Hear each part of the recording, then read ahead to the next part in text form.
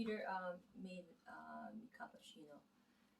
We have a cappuccino, or you can use the if you want. Um, Here, luckily, because like I said, we couldn't get out, right? So um, we need all the things to make coffee. Obviously, cream, and we need 18% cream. We need to have some food. Um, like the raw food. Although we have lots of frozen food, like I said.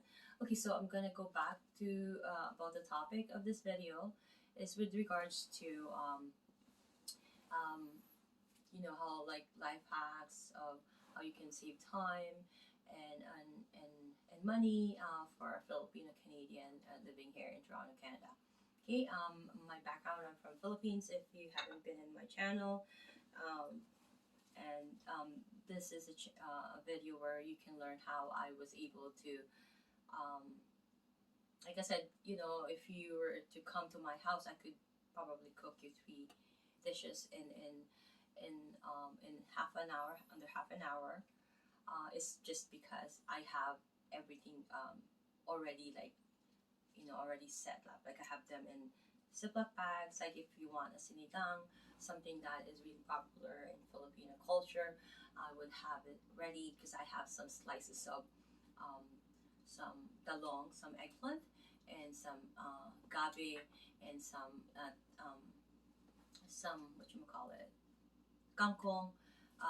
If let's say if it's just for, like, say I have a guess it's just Filipino, but if I were to make it for my, let's say, my family, my kids prefer like more so like the spinach. They don't really like the kangkong or the. Let me have this coffee that Peter made me. They don't like the kangkong really much, right? So I would always have that, and then I would always have. Let's say if I were to go to a grocery, I would be looking at sale items that I would usually cook on a weekly basis. Let's say, um, like for instance, like sinigang. Like I said, we consume sinigang once a week or sometimes twice a week. But me, I prefer once a week sinigang, and once a week munggo, and once in a while, right? The of course, right? The, how do you call it? The nilaga, the bulalo, like the bone marrow, right? Who doesn't have that? Who doesn't want that, right? But that I want that also, but um, it's just hard to what do you call that?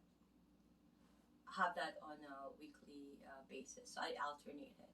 Okay, so those things I'm gonna be showing you how I was able to manage time and go into detail how living in Toronto, in Canada as Filipino, and raising 3 kids with um, using those Filipino technique that I learned from my grandmother, using all those different food variation styles of how you can store food properly, and she taught me how to preserve them, how to dry tomatoes on your own, how to do all these hacks, and so many things, how to preserve, how to pickle things, and so many ways, even like shrimp, how you can preserve them and stuff like that. I will be showing you a little by little and in detail,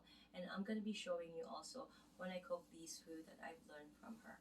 Okay, so I'll be seeing you into this new line of videos that I have, and that's about life hacks on how we deal with a day-to-day basis, especially me, a Filipino mother, raising Canadianized, if they're not born. My two daughters were not born here, but she came here when she was like 6 months, 7 months.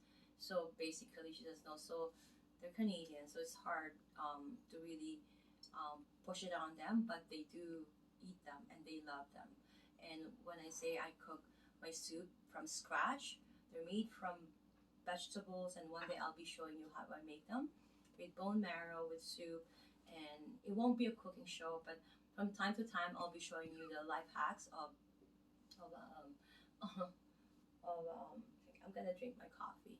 It's okay. I'm gonna stop it. Can you stop it for me?